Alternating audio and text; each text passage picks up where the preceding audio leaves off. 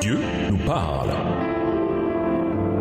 Chaque jour, Charles et Carole vous présentent la leçon de l'école du sabbat.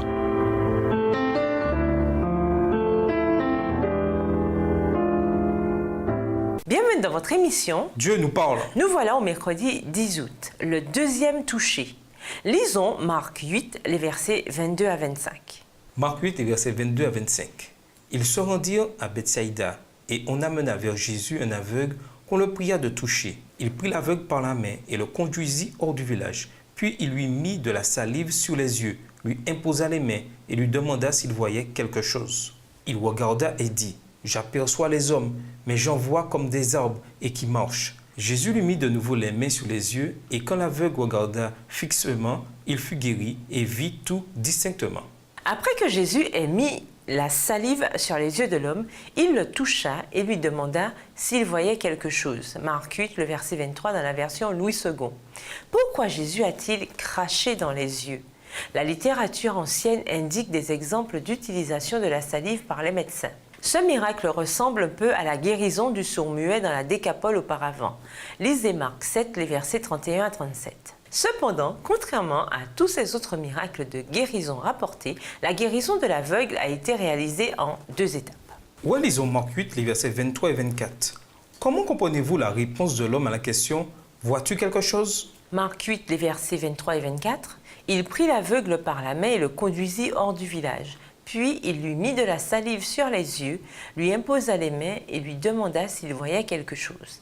Il regarda et dit: « J'aperçois les hommes, mais j'en vois comme des arbres et qui marchent. » J'aperçois les hommes, mais j'en vois comme des arbres et qui marchent.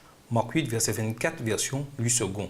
Autrement dit, il ne pouvait les distinguer des arbres que par leur mouvement. Au sens spirituel, comment pourrions-nous appliquer cet incident dans notre propre vie? Cela pourrait être que, après que Jésus nous ait donné la vue spirituelle, nous ne sommes pas totalement restaurés. Nous pourrions voir les gens comme des arbres, comme des objets. Cela pourrait signifier que nous sommes toujours aveugles face à eux, incapables de les voir comme de vraies personnes avec des besoins réels. Ils sont des éléments, des numéros, des objets que nous voulons joindre à l'Église, peut-être pour accroître notre nombre de baptêmes ou pour nous faire bien paraître. Avec une telle attitude égoïste, de nombreuses personnes sont susceptibles de ne pas rester dans une telle église. Relisons Marc 8, le verset 25. Dans ce cas, pourquoi Jésus a-t-il délibérément guéri l'homme en 2 étapes? Marc 8, verset 25.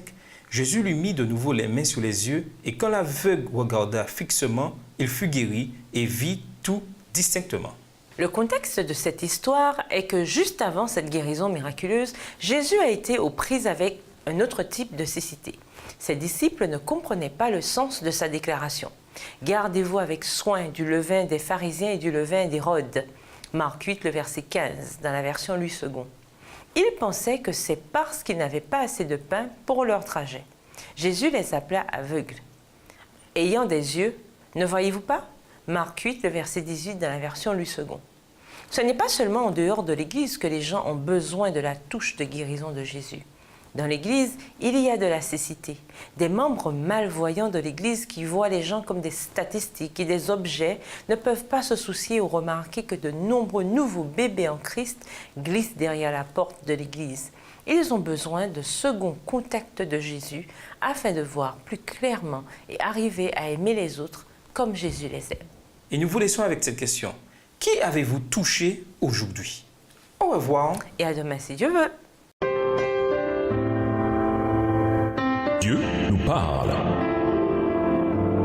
Chaque jour, Charles et Carole vous présentent la leçon de l'école du sabbat.